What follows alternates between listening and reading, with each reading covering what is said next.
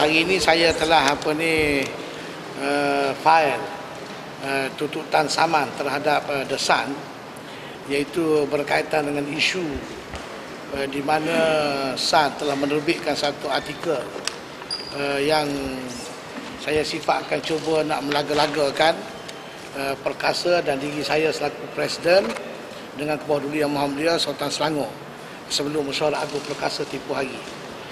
So dalam kenyataan yang dikeluarkan oleh The Sun pada 17 Mac, di mana beliau telah akhbar The Sun telah menyatakan bahawa Kebawah Duli Yang Maha Mulia Sultan Selangor tidak pernah membuat kenyataan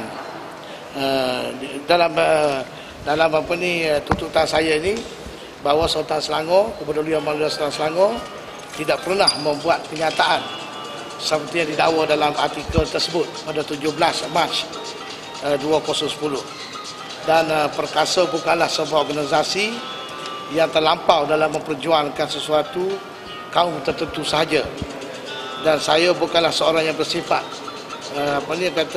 perkauman sebagaimana dakwaan dalam Sun.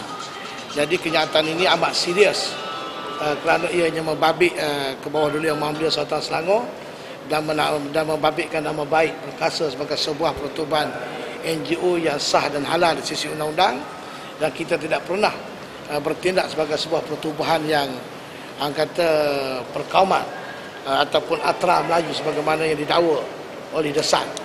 Jadi kita menganggap ianya satu perbuatan yang berniat jahat, dan mungkin ada tangan ketiga ataupun pihak-pihak tertentu di belakang The Sun kerana mereka iri hati dengan perjuangan perkasa. Jadi saya telah mengemukakan tuntutan saman ini melalui pejabat Guaman Datuk Salahuddin Saidin Associate. Datuk Salahuddin Saidin Associate selaku agama yang saya lantik untuk mengambil tindakan sama, dan kita telah pun membuat filing pada hari ini, di mana tuntutan kita ialah sebanyak 10 juta, selain daripada mereka mestilah memohon maaf. Itu terpulang pada mahkamah untuk menentukan. Saya agak heranlah sebab nampaknya The Sun ni bersungguh-sungguh memainkan peranan menyiarkan berita-berita seumpama ini sebelum Mesyuarat Agung Perkasa dilaksanakan pada 27 Mac kan. Jadi saya tidak tahu apa niat mereka membesarkan isu ini, membabitkan pihak istana kerana tidak ada akhbar lain yang menyiarkan berita ini, dan saya tidak tahu, mungkin ada pihak ketiga ataupun pihak-pihak tertentu yang cuba main peranan untuk nak menggagalkan kehadiran yang Kebawah Duli Yang Maha Mulia Tuanku merasmikan Mesyuarat Agung Perkasa.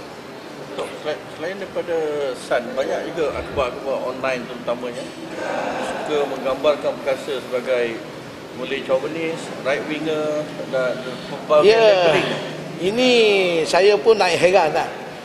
Kenapa mereka mengecapkan perkasa sebagai right wing ataupun pertubuhan atra Melayu dan seumpamanya.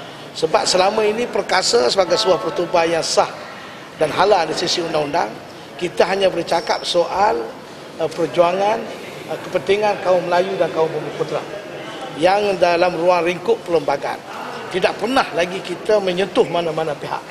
Seperti mana juga pertubuhan-pertubuhan lain yang bukan Melayu juga, mereka membuat berbagai-bagai tuntutan dengan kerajaan. Seperti Ziondon, dulu SQ pernah satu ketika dulu tahun 99 menghimpun 2,000 pertubuhan NGO membuat berbagai-bagai tuntutan. Jadi tak ada siapa pun mengatakan mereka resis.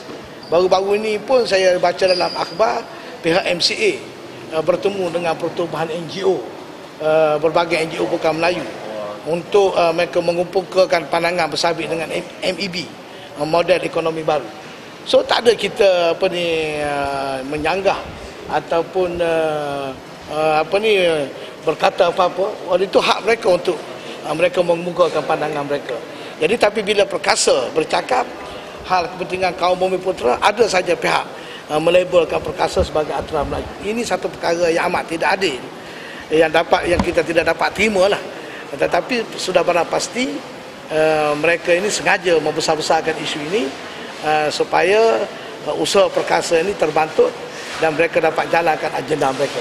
Jadi walau macam mana pun kita tidak rasa apa-apa apologetik, kita tidak rasa tertekan, malah kita lebih bersemangat dengan perjuangan kita selagi mana ianya dalam ruang lingkup yang dihalalkan oleh perlembagaan negara kita.